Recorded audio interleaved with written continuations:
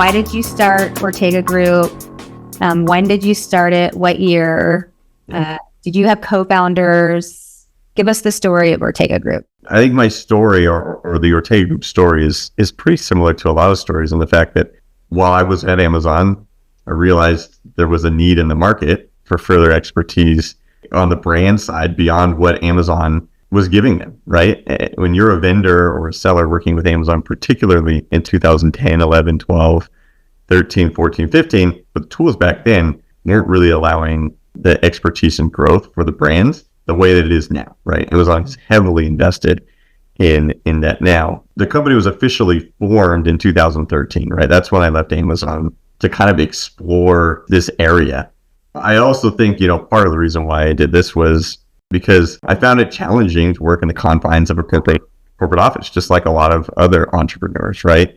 And so I wanted to go figure out if this idea or this area that I thought there was need in could generate enough income. Really, Melissa, the goal was not to build a business to sell it. I just wanted to not work for anybody else. And so I was like, I think I can do this. I can do this to make enough money, explore and do something. And it ended up obviously growing. You asked, did I have co-founders? I absolutely did. I was lucky enough that at the time I had a couple they were at the time just friends that I had met at Amazon, two guys who were brilliant, Phil Stolt and Darren Alfonso. And they had also left Amazon and kind of doing different things, right? We didn't all come together and say, hey, we're going to start a company. But as I started talking to them, and I'm in Seattle, I live in Seattle, I haven't left. These two guys left. Phil went to the East Coast, Darren went down to SoCal, but I stayed in contact with them, and we all just decided to kind of go down this route a little bit together. It was critical in the success, obviously, having two other people who were invested in it. Were you a vendor manager at Amazon over a certain category? Yeah, it was. I was in electronics. And when you started this business with all those relationships in electronics, were some of those early customers those electronic customers? Yeah, for sure. At the time, a lot of the people that were getting hired at Amazon had a finance background. That worked on the retail side, right? I didn't have a finance background. I worked as a buyer for another company, so I came in. So some of the way that I approached the vendors, even at Amazon, was slightly different. It was more from a relationship standpoint. So when I left Amazon, I had a lot of contacts that wanted to work with me in some regard, right? A lot of them wanted to hire me. And so I was able to sort of turn those relationships into, I don't really want to work for you, but let me figure out a way to help your business through the expertise that I have. And those were our early clients. And again, like I said, Phil Stolt was a vendor manager in sports. So he had relationships and Darren's relationships as well. And those were our early clients for sure. How are the roles and responsibilities broken up between your partners? Did you all, did someone do the books and accounting? How did you figure out all that stuff? It's funny. We didn't have specific lanes. Phil and I had similar skill sets. Darren absolutely was doing things that we could not do. With process and analytics and operations and all of that sort of really critical analysis part of the business. Phil and I were more the relationship biz dev, but it wasn't really formal, Melissa, until I'd say a couple years in to what we were doing. It was more like, hey, something needs to be done. Who's going to do it? And that's kind of how we formed some of our roles very early on. So can you talk a little bit about when you started, it was the three of you, and then how did you grow and add more people to it? First and foremost, we probably should have done it sooner. It was the three of us for almost 3 years, probably, just the three of us. And part of that was because I don't think we really knew the product that we were delivering. For a while, we were just kind of experimenting with the knowledge that we had and how we can help clients. We made some mistakes along the way. I mean, I think early on we were, I know personally myself, right? We were delivering solutions to brands and clients that weren't sticky. We'd help them with one or two things. They'd say, thank you. That was a really good value. And then after 30, 60, 90 days of working with us, they said, thank you. We'll let you know if we need help in the future. And so it was exciting early on, as I'm sure you remember, to get your initial clients, but then they leave right away. We were trying to develop what that looked like and that was a lot of what Darren helped out with in terms of how do we make a sustainable long-term product that is a little more sticky, that we can provide tremendous value long term. And so that's kind of how our roles and responsibilities, and that's how things started getting formed. How did you add? That's right. Did you add, contractors? It's kind of like you started as like almost like your own consultancy where you had people that you did this with and could share best practices. It wasn't really like a company and per se where I'm going to go. It wasn't a company.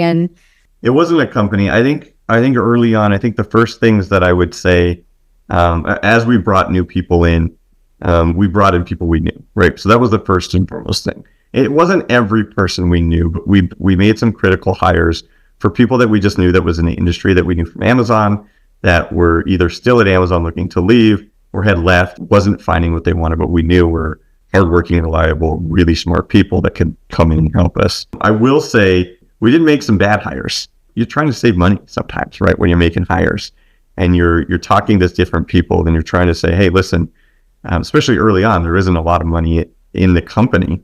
And we probably made one or two hires early on that I wish we would have just spent a little extra dollars to get that people, because those critical people, I mean, when you're a company of 3 or 4 or 7, like every hire is really important. And I think that was, if I was going to go back, that was one thing that I would tell myself, like just spend a little more or wait a little longer till you can spend that money to get the right person.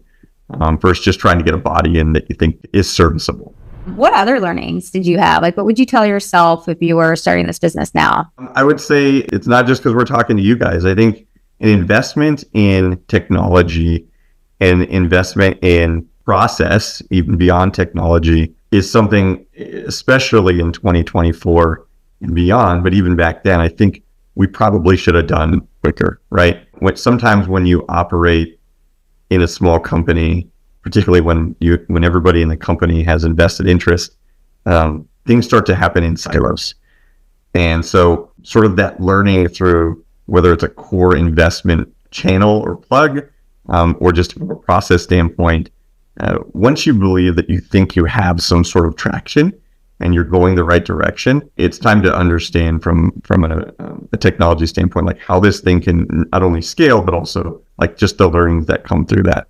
We waited a while, probably 3, 4, 5 years, till we really started working with outside tech, and we weren't developing tech ourselves. We weren't engineers, and I probably would have figured out a way to do it much sooner. Well, it also is a lot different times. The technology tools and platforms weren't available as much as they are today either. No. So give yourself a little bit of credit on that.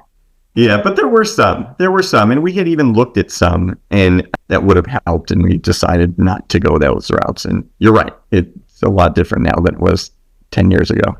So you decided it was, you needed technology to scale. So let's talk a little bit about your vendor choice of selection. We obviously became partners.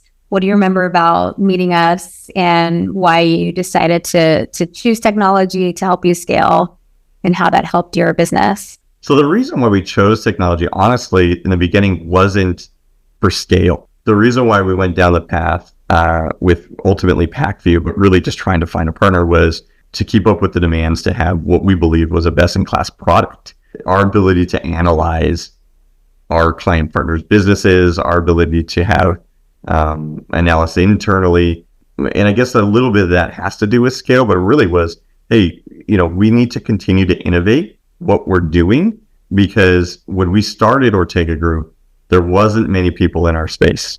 We were, like you said at the beginning, we were one of the first to do sort of this white glove Amazon specific agency.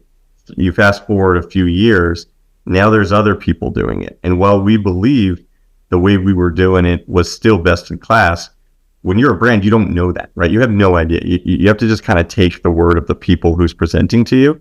And so we needed to continue to differentiate ourselves and really innovate. But what I said in the beginning is we didn't have the ability to do that in-house. We looked at, are we going to go hire engineers? Are we going to go work with engineers in other countries? But ultimately, we built the business based on specialization, keeping our scope narrow so that we could really be experts in what we do. And we realized this is not our forte. Like, we're not going to go invest and hire because we don't know who the expertise in that field. So we have to ultimately partner with somebody that we believe is already doing a really good job and figure out, how we can partner with them. And so it became critical not only in our ability to service our clients and innovate, but then to scale. Honestly, I think some of the work that we did in those years with Pacvue, those were the tipping point of our company, not just specifically for Pacvue, but just in terms of how our company started moving with hiring clients and revenue. And obviously, I think our partnership with you was very critical with that. To your second question, how we chose Pacvue, I didn't lead that project internally, but ultimately, I think the three critical things really were who we believed had the best tools, who we believed that we could really partner with, right? We didn't want to just be a client of whoever partner we were looking to go with from a tech standpoint. And then price is always a factor, right? And I think Pacvue was getting started and really starting to scale at the same time that Ortega Group was. So our stories were really similar, and it just made sense to go with what you and your partner were doing. And I think early on, we helped each other to a degree. You absolutely helped us. I know we were providing feedback to Pacvue in terms of what we were seeing that the brands and Amazon customers are needing as well. And it was cool. Tell me a little bit about getting acquired and were you getting a lot of interest? Why did you decide to sell? A little bit about the process. Did you hire a banker? Did you have someone helping you? Kind of what happened to make you think about getting acquired, and a little bit about the process that you went through? When we started Ortega Group, and even fast forward 5 years, we were not building the business to sell it. We had started getting interest almost immediately, even before we even knew what the heck we were doing, to be frank. Not from an acquisition standpoint, but people were coming in and saying, hey, can we invest? Do you guys need help? So pretty early on, there were, people reaching out to us, but we were just like, no, we're having fun. We're making money. We're providing a product that we believe there's a need for. And so there was never a finish line that we were looking towards. However, at some point, the business starts to get to the size where you start getting different inquiries from outside sources that, this is meaningful, right? So if we do start going down the path of acquisition, it can be something that's life-changing, or where you get to a point in the business, and this is for us, where not only was the acquisition opportunity really good, really big and important, but we weren't sure where we were going with the business. And we thought, hey, we've got to figure out another way, and a partnership might be the right way to do it. And so we started talking with a couple companies that had been kind of probing us through the years. And our story is unique in the fact that those conversations started ramping up in Q1 of 2020. Again, it was still, I think those conversations were still more along the lines of exploratory at the time, but then the pandemic hits, right? And we went from, hey, we're trying to run a business and we're potentially looking at acquisition, to, do we even have a business? Is the world ending? What is happening, right? Those times, I would say from mid-March to mid-May, for everybody that remembers, right? Those were scary, right? Not only from a health perspective, but also just as you're running a business and you have all of these employees that have really dedicated at least a portion of their professional lives to us. How do we take care of all of this? It seemed like it was years, but it was only a couple months, and then things started stabilizing in the economy and everything. And it was like, okay, the world's not ending. And our value in the marketplace went up, just to be frank, right? And we were an Amazon-specific e-com expert consulting agency, and all of a sudden you come out 3 months later, and the need for what we do is tremendous. From a banker standpoint, I think they provide a much needed product in the acquisition process. We must have talked to 20 to 30. We talked to a bunch of bankers. Ultimately, we decided not to go with them. And mostly it was because of two things. I'd already had what we believe really good options in terms of partners that were pursuing us. And we were lucky enough that, we had a professional colleague and friend, a guy by the name of Chris Kasgar, who was in PE, and he had just left one of his PE firms to start his current one, Newcastle Network. And we reached out to him and said, hey, is there any way you can help guide us through this process? And he did. It was a unique opportunity for us to partner with him and not have to go through the banker route there. And he was really critical for us in that 6-month period where, acquisition process gets pretty intense. So when was your deal? So it took you 6 months to go through the whole process from kind of the deciding phase and then the negotiation and contracting phase? Yeah, I think the LOI process from the time of LOI to close was 2.5 months. But from the time that we got real serious, where we were like, okay, we have to make a decision on who we're going to partner with, or if we're not going to partner with anybody, because that was still on the table. I mean, we were still like, hey, business is growing. There's a ton of demand. If we don't find the right partner, we're not going to do it. I would say that really that intense process was probably about 6 months. You had run this great business. Then the pandemic hits, which really accelerated e-commerce. You had a lot of interest before, but then became even more interesting during the fact that everyone needed kind of this expertise that you provided. So you kind of had a lot of, kind of like us, like a lot of acceleration and then a lot of timing and a good business that you had built. And then also just, you didn't really have to sell the business. It was something that you could keep going, but you just felt like you had good options and you wanted to take care of the people on your team and kind of take it to the next level, but with the comfort of a bigger company helping you. Is that kind of to summarize it up a little bit? We had a really long-term clients. So the way that we built Ortega Group was a little unique as through the years, there was a lot of other agencies that came in. We didn't sign a lot of clients, Melissa. We built it off of signing very few clients, really scaling the people around those clients to keep them long-term. And so we had a lot of clients that were loyal to us, and we were providing a service that was very siloed, that worked. But again, first critical step was partnering with Pacvue. We had really good talent on our team. We also knew that these brands needed other services. It was, can we find a partner? We ultimately did with Tinuiti, and that, I can say 3.5 years later, that was the right decision to go with Tinuiti for sure. That did things beyond what we could do, not only from a service standpoint, but also just continue to help us scale. I will say if the pandemic didn't hit, I don't know what would have happened, right? We might have still be running the company. It absolutely accelerated those conversations. What would you have done differently if you could have done anything? Or what's the big set of advice you give to someone starting their company today that you might take all the learnings that you have and you'd say, do these things? Talent is really critical. Don't skimp on talent. I think early on, try to find people that not only, going to have that expertise that are going to help you scale, but that you trust, right? I mean, if you're starting small, we had a unique story. And if you're starting and you immediately have investment and you're going to scale really quick, I don't have a ton of advice for you, only because I didn't go that route.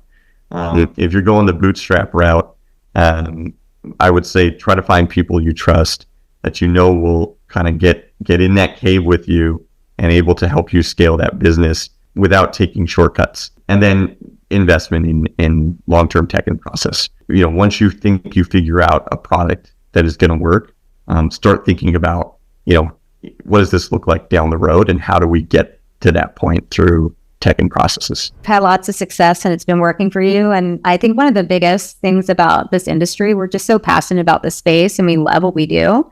And so you're able to, do it with a bigger company and people that support and give you what you need is amazing. Likewise, we've had a really, really great relationship with Pacvue from the early days and on. And a lot of that has to do with just the relationships beyond just the tech. So it's been great. Absolutely. It's not just about technology, it's about the people, right? Yeah. Awesome. Well, thank you so much. Really appreciate your time.